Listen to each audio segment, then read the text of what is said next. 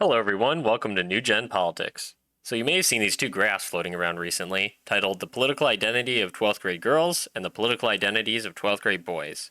What we can see from these graphs is that 30% of 12th grade girls and 13% of 12th grade boys identify as liberal, whereas 12% of 12th grade girls and 23% of 12th grade boys identify as conservative. And we can see these graphs are almost exactly inverse. Young women are becoming more liberal, young men are becoming more conservative. And these graphs have had people online asking the question, what is going on with young men? Why are specifically young men becoming more conservative? And I think it's a whole host of reasons, but to really simplify it into one, I think the overarching umbrella term you can use is a desire for traditional masculinity. And in the modern day, traditional masculinity goes hand in hand with conservatism. They're terms that are used almost synonymously. A term that is also used almost synonymously with both of those is far right. And that is kind of where a lot of these young men are headed. Is politically, they're headed further right than most people in the last several generations. So why is this happening? Well, I'd say the main reason is it's all a reaction to the current political climate and the social environment that these young men have grown up in. The world has told young men to do exactly the opposite of what would be in their best interest and what would actually bring them true fulfillment and happiness. Right now, most young men, they don't eat healthy, they don't get enough sleep, they don't have good social interactions, they have no financial freedom, they're out of shape, they watch pornography, they do drugs, and all sorts of other terrible things that are incredibly damaging. They have become so miserable. And for a majority of them, they don't know why, or at least they didn't, until some of these people they would consider conservative male role models came along. People like Jordan Peterson, Tucker Carlson, Andrew Tate. These are the people that young men look up to. And what are they telling them to do? Get into shape, be healthy, be financially independent, be celibate, clean your room, all these things that are positives that young men have seen real progress when implementing them. So they start by cleaning up their room, like Jordan Peterson says. They feel better. They start working out, like Andrew Tate says. They feel better. They start seeing immediate results by the things they've been told to do by their mentors. And so they say, well, what else are my mentors right about? Well, there's this underlying conservatism. Believe in God, have a family, provide for your community, achieve goals, work hard, become the best version of yourself that you can possibly be. Which is the exact opposite of the left's current message, which is you are okay where you're at. You're okay who you are. Just accept who you are. And if you're not happy, distract yourself. Consume more media. Do drugs. Watch pornography. All these things that are great. They're great for you. That's what they're pushing. All things that benefit the system itself, but certainly not the individual. Here's a clip of Jordan Peterson saying what every young man wants to hear. One of the things that I think one of the reasons that audiences are responding to what I've been saying in my lectures and what I've been writing about is that I don't tell people that they're okay the way they are. No, I say, no, you could be way more than you are.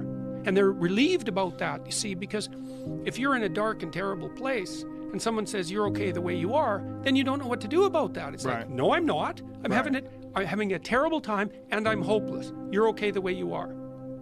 Well, then what?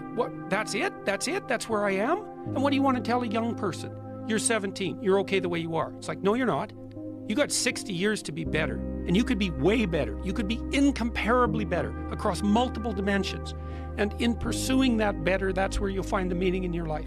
And that will give you the antidote to the suffering. This is why they love them. This is why they love Jordan Peterson and Andrew Tate and Tucker Carlson. They tell them the truth. So young men have just kind of gotten slingshotted to the right because of this. They're a 14-year-old boy. They're scrolling TikTok and Andrew Tate clip pops up. And they watch it, and he sounds pretty motivational, and they start doing what he says to do. And suddenly, more clips pop up. People like Jordan Peterson, who are giving more advanced diagnoses of the problems of society. And they start implementing those things in their lives. How to face their demons, how to grow stronger. And they keep going and going. And they realize that they've been lied to about all these things for their entire life. Exercise isn't bad. When I do it, I feel super good. And it's healthy for everything I do. my body, my mind, my spirit, all these things becoming elevated by these activities young men are now participating in. When one thread is pulled out, the whole tapestry falls apart. And that's what's happened for young men, is they've figured out one of the lies they've been told and then have said, oh my gosh, everything I've been told is a lie, which may be an extreme, but that's how they feel. That's what they believe.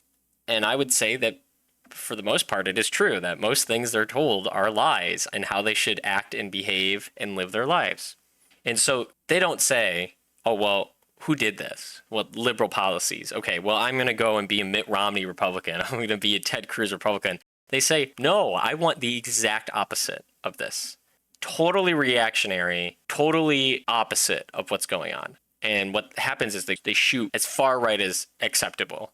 And it's happened really quickly. And I don't think this is the end of this trend. I think we're going to see a more conservative young generation. And it's a good thing, because it's not just quantity that's increasing. It's the depth of their beliefs.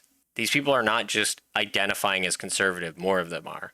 They are very conservative. Each individual, if you pulled a random high school teen who identifies as conservative and ask them a list of questions, they're going to be more conservative than their parents or grandparents. That's what's happening. So we're starting to see a big change in this culture war. And this is a topic I could talk about in depth for hours, each individual reason. To sum it all up, most people are miserable and they don't know it. Then someone comes along and gives them provable results, how to fix their life. Not abstract concepts like equity or inclusion, or it's okay to feel feelings. Objective results that come from being hygienic, being physically strong, being financially independent. And then they say, these principles that I've been told, what else is out there that I haven't been told? And they do their research. A lot of people think that these young men are basically slaves. They've been brainwashed to believe Andrew Tate is their savior. Or they've been brainwashed to believe Jordan Peterson is actually helping them. And that's not true. These young men are not stupid. They may go a little far with their affection towards some of these speakers, but why wouldn't you? The person who came along and told you that you were living in the matrix, that everything you knew was a lie, and brought you out of that, wouldn't you have a little bit of extra affection for that person? And I think one of the biggest takeaways from this is the media doesn't know why this is happening. They don't understand it. The average person doesn't understand why this phenomenon is going on. They just think it's bad that young men are becoming conservative.